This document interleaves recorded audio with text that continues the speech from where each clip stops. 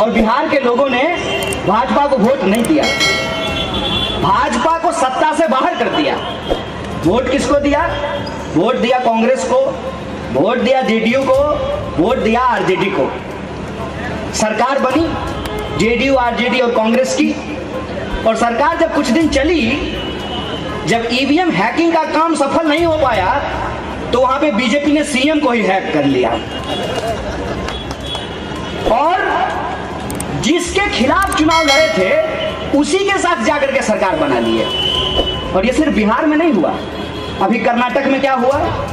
लोगों ने बीजेपी को वोट नहीं दिया, वोट दिया दूसरी पार्टियों को। लेकिन जो लोग दूसरी पार्टियों के टिकट से चुनाव लड़े, वो पैसा लेकर के भाजपा में शामिल हो गए। आपके राज्य में क्या हुआ? जो कल तक कहते थे कि मर जाऊंगा, शरद पवार का साथ नहीं छोड़ूंगा, वो उन्होंने कहा कि आप मर जाइए, मैं अमित शाह के पास जा रहा हूं। आप ऐसी परिस्थिति में भी यदि विचार नहीं करेंगे कि इस देश और लोकतंत्र के लिए क्या हो रहा है, मैं समझता हूं ये संकट की घड़ी है। आप सोचिए, अगर कोई प्राइवेट कंपनी में काम करता होगा लड़का, तो उसको मालूम होगा, कोई लड़की काम करती होगी उसको मालूम होगा कि प्राइवेट कंपनी में जब आप जॉब छोड़ने वाले होते हैं तो आपको 1 महीना पहले नोटिस देना पड़ता है। देना पड़ता है, नहीं देना पड़ता है?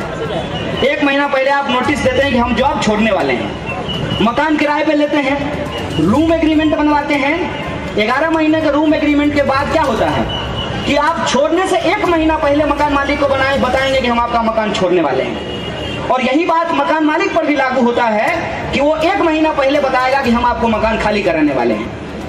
लेकिन ये नियम नेताओं पे लागू नहीं होता है।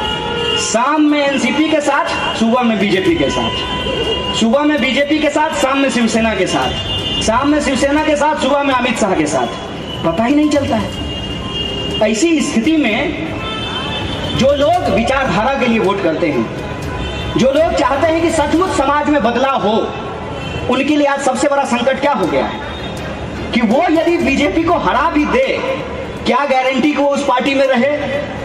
हो सकता है कि उसके घर पे ईडी आए, सुबह को ईडी का नोटिस आए, वो शाम को जो है बीजेपी का मेंबरशिप भर दे। ये हो रहा है कि नहीं हो रहा है देश में? इसीलिए 2 बात को समझना बहुत जरूरी है। एक, इस स्टेट असेंबली के इलेक्शन में स्टेट के मुद्दा को हम लोग कैसे चुनाव का विमर्श का हिस्सा बना सकते हैं, और दूसरा, वैसे लोगों के ऊपर हम अपना भरोसा जताएं जिन लोगों के साथ इस बात का कमिटमेंट हो, इस बात की प्रतिबद्धता हो कि वो मर जाएंगे लेकिन अपने ईमान से समझौता नहीं करेंगे, हिंदुस्तान से समझौता नहीं करेंगे। ये समझना बहुत जरूरी है। नहीं तो चुनाव में हार जाने के बाद भी भाजपा सरकार बना ले रही है। मैं नॉर्थ ईस्ट का एक उदाहरण आपको देता हूं। बीजेपी के पास 1 एमएलए था, 1 एमएलए। दूसरी पार्टियों के सारे एमएलए खरीद करके भाजपा ने अपना मुख्यमंत्री बना लिया 1 एमएलए के साथ। गोवा का सरकार जब बना था मनोहर पर्रिकर के समय में, तब आपने देखा कि किस तरीके से सरकार वहां पे बनी। कर्नाटक में किस तरीके से सरकार बनी, बिहार में किस तरीके से सरकार बनी, और ठीक चुनाव से पहले महाराष्ट्र में क्या हुआ? ऐसा लगा जैसे विपक्ष में बांध टूट गया हो और लोग जो है वो भाग रहे हों। ऐसी परिस्थिति पैदा हो गई। ऐसे में जो राजनीतिक मूल्य है, उन मूल्यों की रक्षा कौन करेगा? और आज उन मूल्यों को बचाना जरूरी है। और वो मूल्य क्या है? वो मूल्य ये है कि हिंदुस्तान की 70% आबादी, मैं 70% आबादी कहता हूं, अपने रोजी रोटी के लिए जूझ रही होती है। हर छोटी छोटी जरूरतों के लिए वो जूझ रही होती है। बाप मेहनत मजदूरी कर रहा है, बच्चे को पेट काट काट करके, माँ दूसरे के यहाँ चौका बर्तन करके बच्चे को इंजीनियरिंग कराती है, बीबीए कराती है, एमबीए कराती है, इस उम्मीद में कि बच्चा पढ़ेगा, नौकरी मिलेगी और हम झोपड़पट्टी से निकल करके किसी सोसाइटी में मकान लेकर के इज्जतदार की तरह रहेंगे। लेकिन ये सपना पूरा हो पाता है? क्योंकि एमबीए करने के बावजूद, इंजीनियरिंग करने के बावजूद आज लोगों के पास नौकरी नहीं है। गांव की हालत ये थी, मैं गांव से आता हूं, कि लोग बैग उठाते थे और बड़े शहरों की तरफ चल देते थे। चलो मुंबई, चलो कलकत्ता, चलो दिल्ली। इस उम्मीद में कि वहां काम मिलेगा। आज बड़े शहरों की भी हालत यह है कि लगातार हर जगह लोगों को काम से निकाला जा रहा है। और स्पेशली आपने देखा होगा जब नोटबंदी लागू की गई तो बड़े पैमाने पे लोगों को शहर छोड़ करके वापस गांव जाना पड़ा। गांव में खेती ऑलरेडी तबाह हो चुकी है। किसान किसानी नहीं करना चाहता है। कोई किसान आज तक आपको अपनी जिंदगी में मिला है जो ये कहता हो बड़े गर्व से कि मैं अपने बेटा को किसान बनाना चाहता हूं? क्यों नहीं कहता है? आप सोचिए कि किसान किसानी नहीं करे, मजदूर मजदूरी नहीं करे, जिस लोकल ट्रेन पे चढ़ करके आप जाते हैं उसका ड्राइवर कहे कि हम ट्रेन ना चलाएंगे, जिस सड़क पे आप चलते हैं उसको साफ करने वाले सफाई कर्मी कहेंगे हम इसको साफ नहीं करेंगे, तो देश कैसे चलेगा? ये जो देश की सबसे बुनियादी काम करने वाले लोग हैं, जो रेडी पटरी पे दुकान लगाते हैं, टैक्सी चलाते हैं, ऑटो चलाते हैं, दुकानों में मजदूरी करते हैं, फैक्ट्रियों में मजदूरी करते हैं, ऑफिसों में काम करते हैं, घरों घर में घूम करके काम करते हैं, टिफिन पहुंचाने का काम करते हैं, ये लोग अगर काम नहीं करें तो देश कैसे चलेगा? लेकिन ये जो काम करने वाले लोग हैं इनके मुंह से आप कभी सुने हैं कोई पकौड़ा तलने वाला आपको बोला है कि हमने अपने बेटे को पकौड़ा तलने वाला बनाएंगे? प्रधानमंत्री कहते हैं कि पकौड़ा तलना भी रोजगार है। पकौड़ा तलना भी रोजगार अगर है तो अमित शाह अपने बेटा का एक पकौड़ा का दुकान क्यों नहीं खुलवा देता है? उसको तो बीसीसीआई का सेक्रेटरी बना रहा है और हमको कह रहा है कि तुम्हारा बाप भी पकौड़ा तलता था, तुम भी पकौड़ा ही तलो। तुम्हारा बाप भी गटर में उतरता था, तुम भी गटर ही उतरो। तुम्हारा बाप भी खेती करता था, तुम भी खेती ही करो।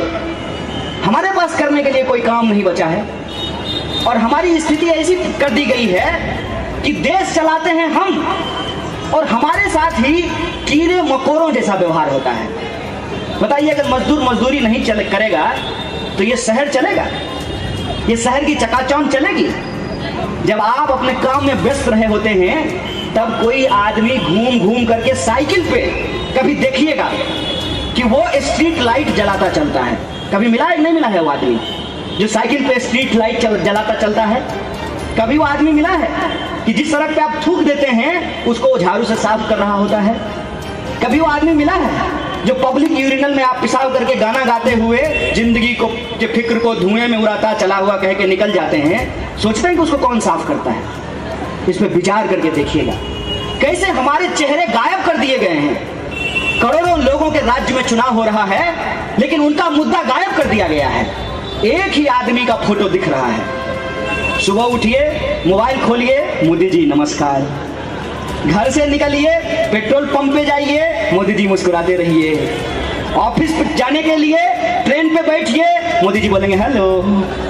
ट्रेन से उतरिए, स्टेशन से बाहर निकलिए, कहेंगे आपका स्वागत है दादर स्टेशन के बाहर। ऑफिस में पहुंचिए, नजर उठाइए तो आपका बॉस जो है भगवान की तरह उसका फोटो अपने सर के ऊपर लगाए हुए है। दिन रात एक आदमी का चेहरा आपको क्यों दिखाया जाता है? दिन रात एक आदमी का चेहरा आपको इसलिए दिखाया जाता है कि आपके सपने को उसके नाम पे खरीद लिया जाए। और आपका सपना क्या है? आपका सपना तो यही है ना कि मेहनत मजदूरी करने वाले का बच्चा भी एक दिन देश का प्रधानमंत्री बन सकता है। तो जब मेहनत मजदूरी करने वाला बच्चा एक दिन देश का प्रधानमंत्री बन सकता है तो हम भी एक दिन अंबानी बन सकते हैं। यही आप सोचते हैं ना? बने क्या? मेरा तो दादाजी भी सोचता था कि अंबानी बन जाए, फिर बाबूजी को भी लगता था कि अंबानी बन जाएंगे, हमको भी बहुत दिन तक लगते रहा कि अंबानी बन जाएंगे, बन तो नहीं पाए। आप गलत एम्बिशन जब लेकर के चलेंगे तो वो आप कभी नहीं पूरा कर सकते हैं। एक इंसान का एक ही एम्बिशन होना चाहिए कि ये मिट्टी हमारी है, ये देश हमारा है, ये देश जितना अमीरों का है ये देश उतना ही गरीबों और मजदूरों का भी है। क्या अधिकार हमको होना चाहिए? यह जो हमारा आत्मसम्मान का अधिकार है उस आत्मसम्मान की रक्षा हम कर सकते हैं। और उस आत्मसम्मान की रक्षा करने के लिए आपको अपने दिमाग को खोलने की जरूरत है और उसी दिमाग को बंद कर देने के लिए ये साजिश रची गई है कि आपके टैक्स के पैसे से करोड़ों रुपया खर्च करके आपको यह बताया जाता है कि मोदी जी गरीब थे, मोदी जी गरीब थे, मोदी जी चाय बेचते थे, मोदी जी की मां मजदूरी करती थी। आप मजदूरी करते हैं, आप गरीब हैं, ये सवाल गायब कर दिया गया है। इसको कभी सोचे हैं? आपका पैसा लेकर के हजारों करोड़ खर्च करके आपको बताया जा रहा है कि मोदी जी बड़े गरीब आदमी थे, मोदी जी ईमानदार हैं, मोदी जी बहुत बहादुर हैं। ये क्यों बताया जा रहा है? ये इसलिए बताया जा रहा है ताकि आपको ये ना पता चल सके कि इस बताने के प्रयास में बहुत कुछ छुपाने का प्रयास किया जा रहा है। जैसे आप एक चीज नोटिस किए, किसी कपड़ा के दुकान पे जाएंगे तो शीशा में जो बंद कपड़ा होता है वो बहुत सुंदर लगता है, और सामने से जब वो कपड़ा लेने लगेगा तो आपको उतना सुंदर नहीं लगेगा। तब आपको गोलमाल समझ में आएगा कि शीशा में बंद जो कपड़ा है वो दिखाने के लिए है, बेचने के लिए तो ये माल है। मोदी जी का चेहरा दिखाने के लिए है, बेचने के लिए वही बेईमान, वही ठेकेदार, वही माफिया, वही चोर, वही भ्रष्टाचारी आपके सामने प्रस्तुत कर दिया जाता है। और वोट किसके नाम पे मांगा जाता है? वोट प्रधानमंत्री के नाम पे मांगा जाता है। उस पे जाकर के आप विचार कीजिएगा कि मोदी जी गरीब थे, हम गरीब हैं, हमारा सवाल क्यों नहीं है उसमें? हमारे जो बाल बच्चों का भविष्य है वो उसमें क्यों नहीं शामिल किया गया है? इस बात पे विचार कीजिएगा। आपको वोट जिसको देना है उसको दीजिएगा। मैं आपके लोकतांत्रिक अधिकार पर हमला करने नहीं आया हूँ, और हमको पता है कि आप अपने तरीके से सोच करके ही वोट दीजिएगा। भाषण आप हो सकता है बहुत लोगों का सुन लेते होंगे, वोट आप अपने मन से ही दीजिएगा। सबके वोट देने के अपने अपने कारण होते हैं। जैसे मंदिर एक ही होता है, लेकिन मंदिर जाने का कारण लोगों का अलग अलग होता है।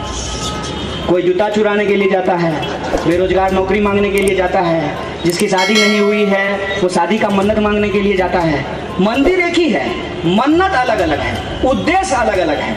उसी तरीके से चुनाव एक ही है, वोटर इतने हैं, वोटर का वोट देने का अपना अपना तरीका अलग अलग है। कोई जात के नाम पे वोट देगा, कोई धर्म के नाम पे वोट देगा, कोई पैसा लेकर के वोट दे देगा, कोई बाटली लेकर के वोट दे देगा। हम जानते हैं कि वोट आप अपने तरीके से देंगे, लेकिन बस मैं आपको एक चीज कहने के लिए आया हूं, ये आजादी इतनी सस्ती नहीं है, ये लोकतंत्र, ये जमहूरियत इतना सस्ता नहीं है। अगर आप इसको इतना सस्ता बना देंगे तो एक दिन जिंदगी जो आपकी महंगी है वो बहुत महंगी हो जाएगी। इस बात को आप समझ लीजिए। ये अधिकार जो आज आपको मिला हुआ है, ये अधिकार किसी के भीख में नहीं मिला है। आपके जो पुरखे हैं, डॉक्टर बाबा साहब भीमराव अंबेडकर, भगत सिंह, महात्मा गांधी, मौलाना अबुल कलाम आजाद, अशफाक उल्लाह खां, राम प्रसाद बिस्मिल, चंद्रशेखर आजाद, बटुकेश्वर दत्त, इन लोगों की कुर्बानियों से ये आजादी